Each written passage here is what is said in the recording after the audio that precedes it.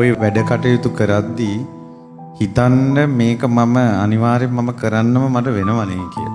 එතකොට කරන්නම වෙන එක හොඳ හිතින් කරන එකද හොඳ නරක හිතින් කරන එකද හොඳ බැන බැන කරන එකද හොඳ කියලා තීරණය කරපුවම ඔයාටම හිතෙනවා මේක හොඳ හිතින් කළා නම් මටත් පිනක් කියලා.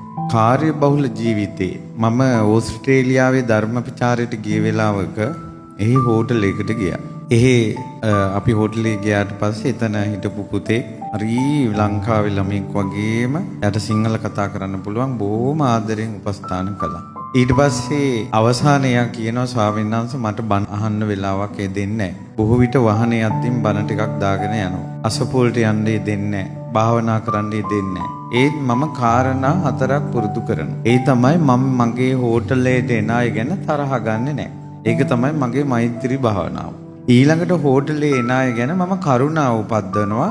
මේ අය බඩගින්නෙන් එන්නේ මම හොඳට කන්න දෙන්න ඕන. මේ අය මොනවා හරි පිපාසයෙන් එන්නේ මම මෙයාලට හොඳට පානයක් දෙන්න ඕන. මම ඔයාලට හොඳට සංග්‍රහ කරන්න ඕන කියලා මං එයාලට කරුණාවෙන් තමයි උපස්ථාන කරන්නේ. අර එයාලා දෙන සල්ලි ගාන අනුව එහෙම නෙවෙයි.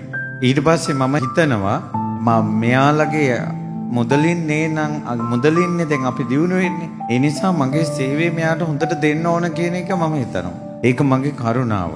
ඊළඟට තමයි මෙයාලා හොඳට කනකොට, මෙයාලා හොඳට බොනකොට, මෙයාලා කාලා බීලා යන හොඳින් යනකොට මම ගොඩාක් සතුටු වෙනවා.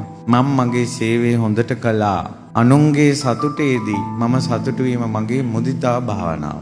ඊළඟට ස්වාමීන් වහන්සේ මේ හෝටලේට එන අය සිනාමසු මූණිනුත් එනවා. මූණු එල්ලගෙනත් එනවා. hina වෙලා යන අයත් ඉන්නවා, බැනගෙන යන අයත් ඉන්නවා.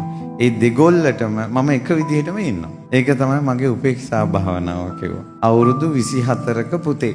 බලන්නකො අර හෝටලේ ඉඳලා නිවන හදා ගන්න හැටි. මෙත්තා, කරුණා, මුදිතා, උපේක්ඛා. ඒ වාගේ අපිට ඉන්න තැනම ධර්මයේ පුරුදු කරගන්න ලැබුණ ලොකු දෙයක් මේ මෛත්‍රිය කියන්නේ පුදුම දහමක්. මොකද වැඩිපුරම අපිට තරහ යන එක තමයි වෙන්නේ. වැඩ වැඩි වුණොත් තරහ යනවා. වැඩ ගොඩ වුණොත් තරහ යනවා. වැඩ පට වුණොත් ඒත් තරහ යනවා. වැඩ මං ඇරුණොත් ඒත් තරහ යනවා. උදව් කළේ නැත්නම් ඒත් තරහ යනවා. නේ?